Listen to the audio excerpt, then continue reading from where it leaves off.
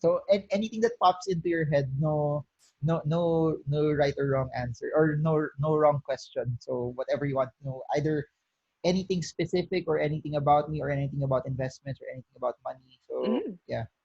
So So one question I have for you is, what made you want to do kind of like these interview style videos? mm, because of okay. Context. Prior to the lockdowns, prior to this Hmm. pandemic, I normally travel.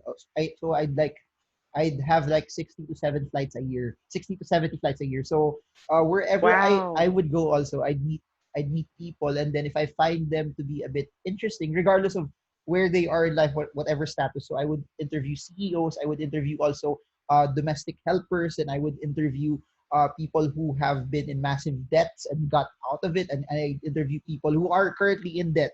So I think I love it because I get to hear different stories, and as I get to hear them, I'm sure other people also would benefit from it. Now, because of the lockdown, I think it got amplified more because I get to people that I don't normally get to talk to, Yeah. either because they're so busy, or it's they're on a location that I don't get to do. Don't get to Hmm. go normally.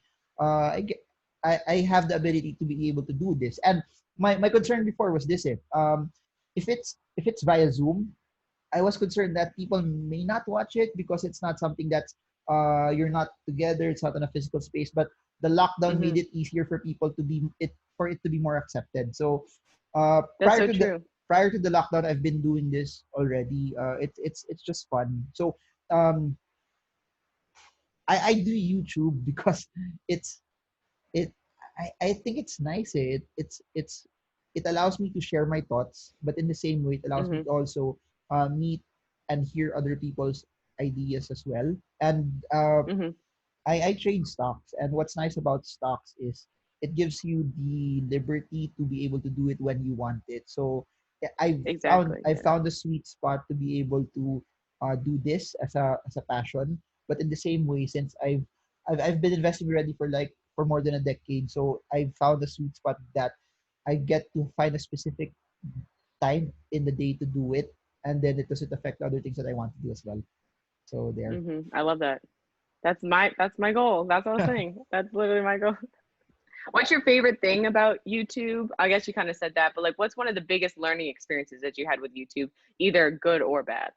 YouTube's hard, super. That's why I like it. You know why I like YouTube, because it's super, super, super hard. And the Hmm. reason why I like it because You have it's to be hard, really because committed. not just that, there will come a point in time where because it's hard, the ones who will win are those who don't quit.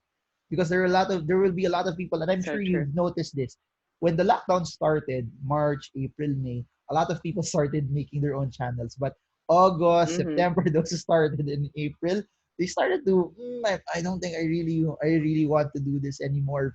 But I try Yeah. to find things that are relatively hard to do, because if it's hard, Hmm. I know that perseverance and going the extra mile will make you win later on, because a lot of people will Yeah. quit and stop when it becomes too hard already. Because I really Hmm. think discipline is one of the most important. Discipline and patience is one of the most Hmm. important things that people don't really see. People see that my first channel is 200,000 subscribers, but they didn't see that there was a part there that I was just below 20,000 subscribers for a very, very, very, very long time. So, but I was patient. I was Yeah. thinking that my metric was never about the subscribers. My metric was never about the views.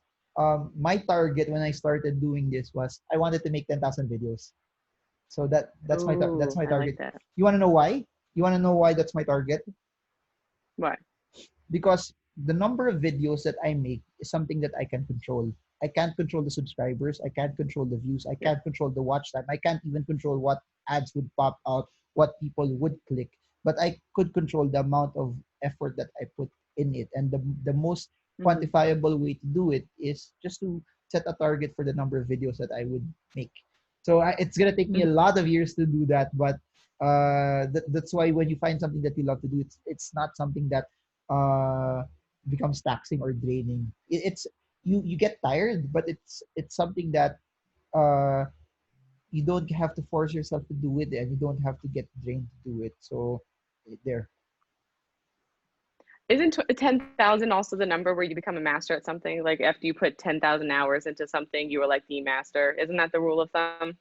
I think 10,000 hours into something that you have, I guess, a certain skill set already for it, because Mm-hmm. I could try to play basketball for 10,000 hours, but I don't think I'm gonna be pretty good at it. So yeah, it has to be something that you really like, and it's something that there's already an inherent skill into it. And then once you start finding that, uh you double down and put a lot of time, because even when I was starting, I just wanted to franchise a certain fast food chain. That was my main goal. I'll franchise this.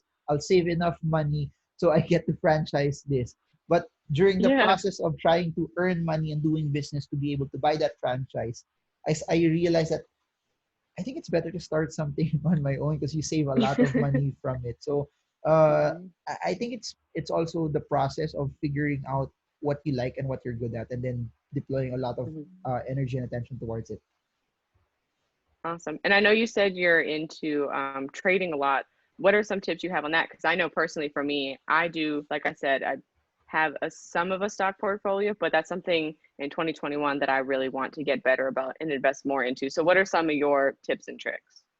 Uh, uh okay. What I'm sharing now is something based already on, I guess, years of doing it. But when I was starting out, it wasn't like this. Number one is, don't be scared to make mistakes, because when you start investing, it's just like your job. Uh, the first year, the second year of you doing it, no one expects you to be good at it. But people are so hard on themselves when they start investing, that when they make a mistake, they quit altogether. So people always have to Yeah. think about that trading and investing is just like your day job.